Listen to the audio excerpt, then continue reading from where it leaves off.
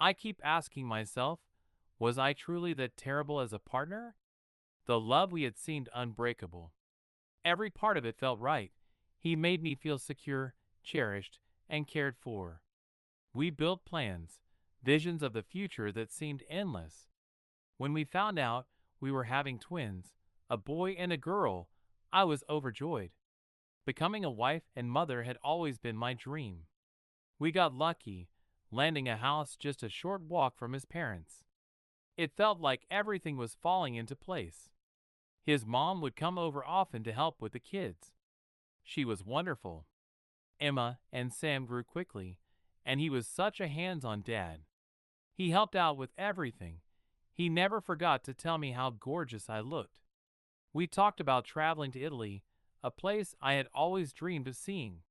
He told me I was his lucky charm, how fortunate he felt to be married to me. I made his favorite dishes, like lasagna and garlic bread, and it was just the perfect family life. He finished college and got a better job. I was bursting with pride for him. But then things changed when his mom passed away. I saw him start to close off emotionally.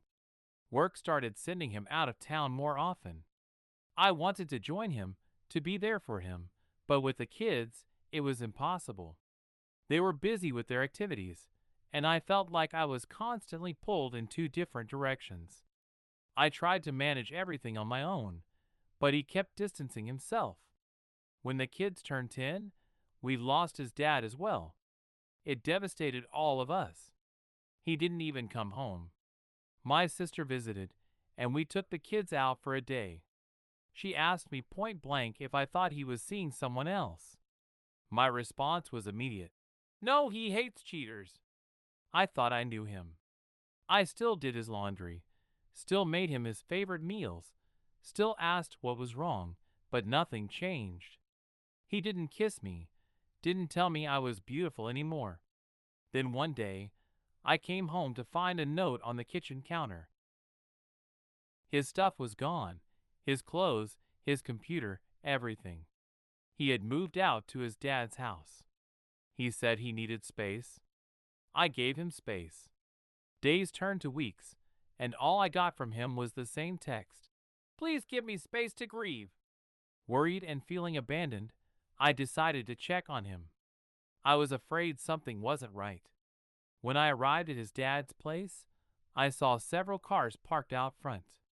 It looked like a gathering, maybe even a party. I could hear people laughing from the backyard, and my heart sank. I walked up to the fence and looked over. There he was, standing with a woman, a short, blonde woman I didn't recognize. They were laughing together, popping balloons for a gender reveal. I froze when I saw it. It's a girl. Before I could even process what I had just seen, the woman spotted me. She screamed for me to leave, pointing at me like I was the intruder. Everyone turned to stare at me. The fury in his eyes was like a slap in the face. I didn't know what else to do, so I ran back to my car. But he chased after me. He shouted at me, cursing me out in front of everyone, while the crowd gathered around her, comforting her for ruining her precious party. I couldn't believe it. The person I thought I knew, the person I had trusted with everything, was standing there with someone else, treating me like I was nothing. Everything that I thought we had, our life, our family, was gone in an instant. Couldn't believe it was happening. After everything, it felt unreal. The husband had inherited a large sum of money from his father, and the other woman started showing off, driving a brand new Range Rover. She'd cruise by the house, honking and screaming 3 or 4 times a day. She wasn't just doing this in passing. She was deliberately harassing. The messages she sent were worse, full of insults, telling to go to hell. Changed phone numbers a few times, but nothing stopped her. Felt unsafe, like the harassment would never end. Then, she posted a video of the gender reveal on TikTok. The video went viral, and both were fired from their jobs. She blamed the wife for everything and flooded the phone with messages. One day, came out of the store and found someone had keyed the side of the car with "bitch" in huge letters. That's when everything fell apart. The brother came and served the divorce papers. He said she snatched the papers from his hands and threw them around the yard, while the husband stood there, unsure what to do or say. They used to be close, but now everything felt different. Court came. The sister did the hair, and the brother represented the wife. The other woman showed up, though. It was surreal. This vile woman had wrecked everything, and yet she smirked and laughed in court. The judge had enough and threw her out. She blamed the wife. The harassment continued. The kids visited every week, and each time they grew to hate the woman more. She smoked, drank, and blew money from his father's inheritance. She told the kids that their mother never truly loved their father. Then came the news that she'd lost the baby. It was hard to admit, but there was a tiny feeling of relief. But that was only the start. The husband took her on a trip to Italy, and the wife couldn't believe it. When they returned, the news got worse. The woman was arrested for drug use. Fentanyl had caused the miscarriage. She wrecked the Range Rover and was kicked out. Weeks passed. One day, a text came from him. Just, "Hey." Didn't reply. Then, the husband showed up at the door, and while the wife wasn't ready to talk, she listened. He apologized, said he was struggling after losing both parents, and that she had been there for him. He claimed she pursued him, and he was weak. He still loved the wife, and said he never truly loved her like he loved the wife. The wife asked, "Was I really that bad of a wife?" He said no. But before there could be any further conversation, the kids came home. Emma saw the wife's face and screamed at him. Sam, who was 14, just opened the door and told him to leave. With help from the family, the wife sold the house. The family moved closer to the brother by the beach. They loved it there. The wife found a job and made some new friends. Dating wasn't on the radar. It was all about the kids and the fresh start. And for the first time in a long while, peace had returned. Update: many people pointed out that I didn't stand up for myself the way I should have, and they're probably right. But despite everything, there were consequences for her actions. My kids? They're incredible. I didn't learn about everything they did until later on, but they definitely knew I would not have been okay with any of it. For Christmas, their dad bought them high-tech drones, fancy ones, the kind that can fly really far and even carry small objects. The kids, being who they are, decided to have a little fun with her new car. They used the drones to drop eggs on her car in the middle of the night. Another time, they discovered she had a major fear of snakes. So, naturally, they ordered a bunch of fake ones and scattered them around her yard and even in her pool. By morning, there were about 50 snakes in total. I can't even imagine the look on her face when she stepped outside and saw that. Of course, her dad eventually figured out what had happened, and the kids were grounded. But they said it was totally worth it. The last time we had an encounter with her was on the kid's birthday, just before we moved. We had a party at a Mexican restaurant with about 20 kids and their parents.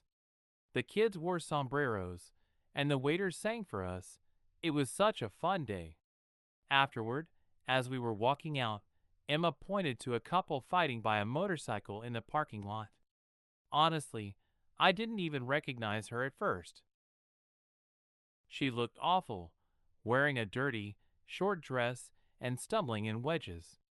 She was yelling at the guy, trying to kick him. Then, out of nowhere, the man shoved her hard. She fell straight onto the pavement, and I'm sure it hurt. He quickly took off, and she struggled to get up. One of her shoes had fallen off. When she saw us, she yelled, "I hope you like the show, bitches!" Emma, bless her heart, started clapping. Slowly, but loudly. Sam joined in. Then I joined in. And soon, All of us were clapping. It felt like a bit of poetic justice. She looked absolutely humiliated, and I felt a sense of karma for the first time. She picked up her shoe, limped down the alley, and I never saw her again. Second update for those asking about my ex. Here's what's happened since. He sold his parents' house and moved to Washington State. We're still in California. My brother has taken over all the visitation scheduling, and the kids visit him several times a year. Their relationship with him has improved, and they've grown closer. He's a good dad now. He's expressed how deeply regretful he is for everything that happened, and while it's been a tough journey, the kids have forgiven him, and I'm okay with that. He's engaged to a wonderful woman who has kids of her own. I've spoken with her on Skype, and my kids really like her, which means a lot to me. She's been nothing but kind, and for that, I'm grateful. We haven't met in person yet, but I appreciate the way she's treated both me and my kids. My ex respects that I don't want to see him again, and he's kept his distance, even during the Skype calls with the kids. He hasn't shown up when I'm around, and I'm okay with that. Third update, I've recently entered the dating scene, and let me tell you, it's been a whirlwind. But I'm looking forward to seeing where it goes. After everything, I'm ready to explore new possibilities for myself, and I'm in a place where I feel confident moving forward. So, Emma and Janie, my brother's wife, came up with this wild idea to help me with a dating profile for men in Italy. They thought it would be fun to create a profile and post it, looking for single Italian men. We even took some cute photos to make it more interesting.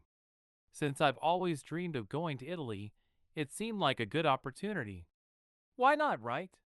The first few video chats were okay, but no one really stood out. Then last week, I matched with a guy who was about 10 to 12 years older than me, graying hair, distinguished, and a widower.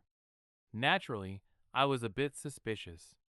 I ended up chatting with him on the phone for a couple of hours, and honestly, he seemed like a genuine guy. He answered all my questions and gave me enough information to verify that he really was who he said he was. He's recently retired from a high-ranking job. Won't give too many details, so you don't all start Googling him. He doesn't have any children and, after losing his wife, he decided to try dating again. He spoke very highly of her, which I actually found really touching. His English was great, and he had visited the US several times. He's also super attractive and, like me, new to online dating. He seems old-fashioned in the best way, which I really loved. So, during our third video chat, he casually invites me to Italy. Flush face thinking face. Of course, I said no. I mean, that's way too soon, right? But he seemed genuinely disappointed, although he understood why I felt that way. He then came up with a suggestion that has me completely torn. And this is where I really need some advice from you all. He proposed that he fly to Los Angeles and meet me on Catalina Island. He calls it Little Italy. I didn't even know that was a thing, but I'm now laughing at the thought. Apparently, it's got that Italian vibe. He suggested we both rent separate hotel rooms on the island for 3 days and just meet up to see if we connect. No strings attached. He's willing to come all the way here to meet me on an island, and honestly, it sounds kind of amazing. I've never been to Catalina, but the pictures online look beautiful. My sister said she'd come along to keep an eye on me the whole time. She even offered to book a room next door just in case. So, I told him I needed a few days to think about it, and he's suggesting the middle of October. I'm scared, but also really flattered. I do like him. What do I do here? Should I go for it, or is this all just moving too fast? We finally met in person on Catalina Island, and let me tell you, it was everything I imagined. The weather was perfect, the views were breathtaking, and the man from Italy turned out to be just as wonderful as he seemed. He greeted me at the ferry terminal with a golf cart, took my bags, and made me feel at ease from the moment we met. It was clear that he was genuinely thoughtful, and I appreciated that more than I expected. Our first evening was simple but perfect. We sat by the shore, watched the boats sail by, and enjoyed the beautiful sunset together. The next morning, over breakfast, he told me he had a surprise planned. He took me on an eco tour of the island in a jeep, and we saw 3 wild buffalo. It was such a unique and fun experience, and I couldn't stop smiling.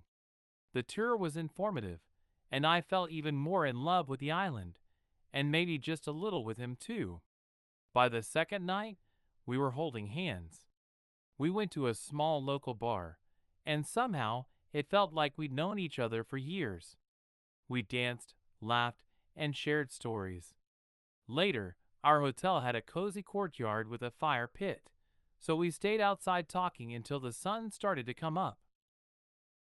My sister had come for a couple of nights too. She's always been protective of me, but after meeting him and giving her approval, she left us alone.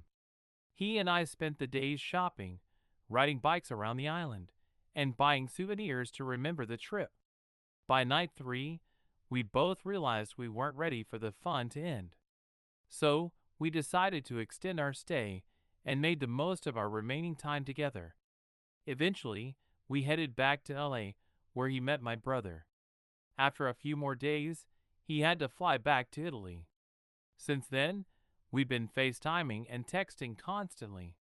He's already asked me to come to Italy for Christmas, and the idea sounds amazing. Christmas tree, I've met his sister and her husband over FaceTime, and he even said I could bring my sister along for the holidays if I wanted. How sweet is that? All in all, I really like him.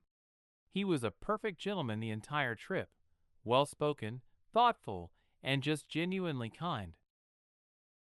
My brother and sister thought highly of him too, which means a lot to me. A couple of days after the trip, he sent me flowers with a card that said how much he enjoyed our time together and how he's looking forward to more trips with me. The flowers were stargazers, my favorite, and he included a red heart with his name on the card.